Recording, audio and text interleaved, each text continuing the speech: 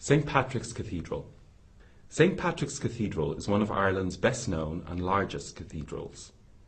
St. Patrick is said to have baptised people here at a well beside the river Poddle. The river still runs under St. Patrick Street near the cathedral. The stone which had marked the well was found in 1901 and is now kept inside the cathedral. A small wooden church has stood here since around 450 AD.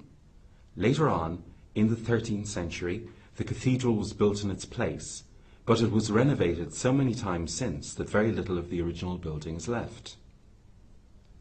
In the 1860s, the Guinnesses paid for an extensive restoration of the cathedral.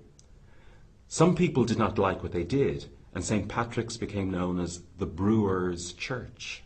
But without the money from the Guinness family, St. Patrick's would not have survived until today.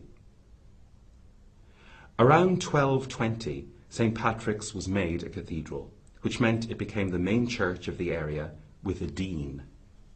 Dublin now had two cathedrals belonging to the Church of Ireland, Christ Church being the other one.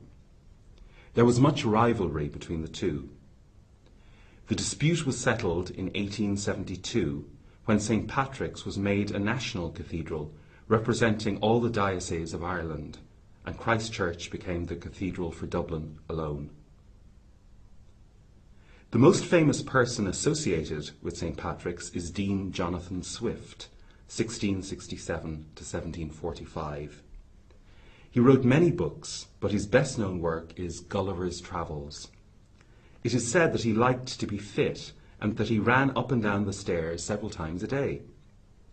Swift was greatly loved by ordinary Dubliners, and when he died, it took 2 days for them to file past his coffin. Another famous dean of St. Patrick's, Dean Pakenham, paid his gambling debts by selling off the fireplaces. When you visit St. Patrick's Cathedral, you will see a door inside with a hole cut into it. This is how the hole came about.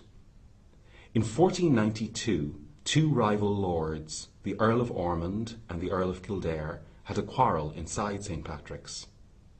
The Earl of Ormond was followed by the Earl of Kildare and locked himself in the chapter house. This is where the cathedral staff lived. But they soon made peace.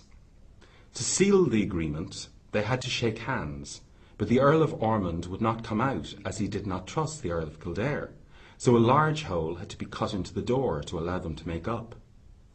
The Earl of Ormond put his arm through the hole, hoping his enemy would not cut it off, but he need not have worried. The Earl of Kildare grabbed his enemy's hand and shook it warmly. This is where the phrase, "to chance your arm," comes from.